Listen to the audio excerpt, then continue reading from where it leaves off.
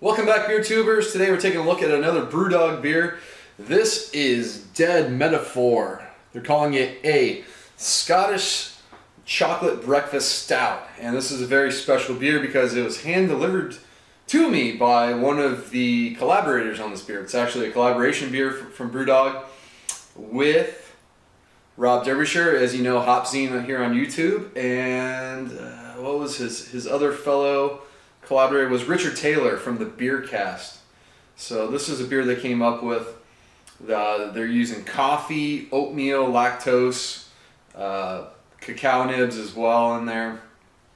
So kind of playing on that breakfast stout type of beer. And Rob was kind enough to give this to me when we met up. Gave me 2 bottles. One made it back in my luggage.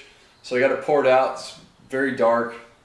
It's got a pretty dark brown head on there. It's just a nice solid brown, some nice tight bubbles. Let's get the aroma. Yeah, it's definitely got some coffee and chocolate going on. By the way, this beer is, I think it's 6.4%. Yeah, 6.4% ABV.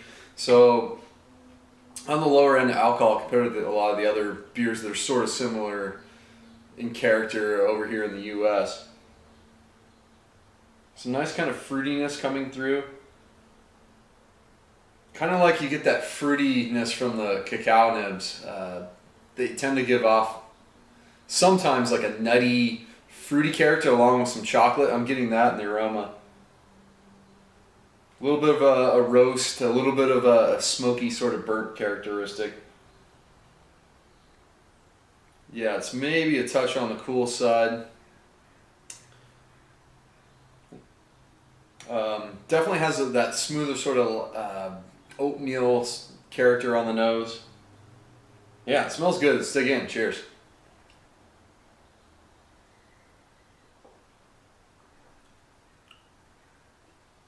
Oh yeah, it's nice. Picking up a lot more coffee on the flavor. It's very smooth, nice creamy mouthfeel with all the oats and the lactose, and I know that's what they're going for. It's a very silky beer. So up front you get some sweetness, like sweet bread, a little bit of caramel notes, but more of that sweeter chocolate, that sweeter milk chocolate character comes through up front.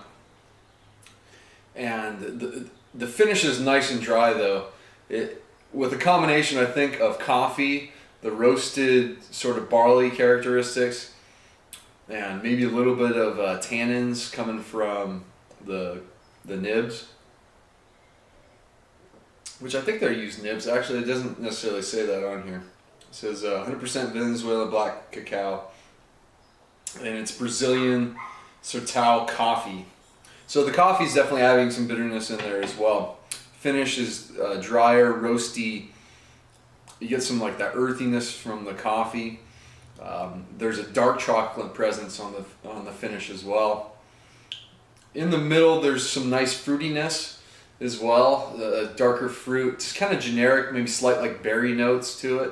The finish has a little bit of astringency that might come from either the malts or the coffee. I'm not entirely sure. That's to me the only real kind of like downside to the beer, and it's kind of hard to do when you're dealing with all these elements. It's not overly present though. The beer overall is very nicely balanced. It just doesn't have that really nice sort of like either coffee or dark chocolate kind of lingering characteristic. And I'm not sure where that's coming from, either roasted barley or a combination of the malt with the other adjuncts. I'm not sure. Yeah, the more I drink it, pick up a little bit of like a nutty character in there, which is nice. More of that sort of like a brown bread characteristic too. Kind of dig the label artwork on this. I'm not sure exactly what they're going for. It kind of reminds me of a famous writer whose name is escaping me right now, who did Naked Lunch. I don't know if that's the inspiration behind the label. William S. Burroughs. Just remember that one. Anyway, I'm really enjoying this. Thanks, Rob, for bringing it out. Score-wise, I guess go like B+. I mean, 6.4%. You know, you can have a few of these and you don't have to worry about being a big like 8% plus type of beer. And I think it came out well. I believe Rob told me this was the second batch they did, and I think they tweaked the recipe a little bit for a bit more sweetness. So I could see this being the case with the first batch. Didn't have that initial sweetness. Might have been a little too drying on the back end. So yeah, check it out if you can get it. I know it's available over in the UK. I'm guessing it's not going to be making it over to the States, but yeah, for those viewers over there, definitely worth checking out.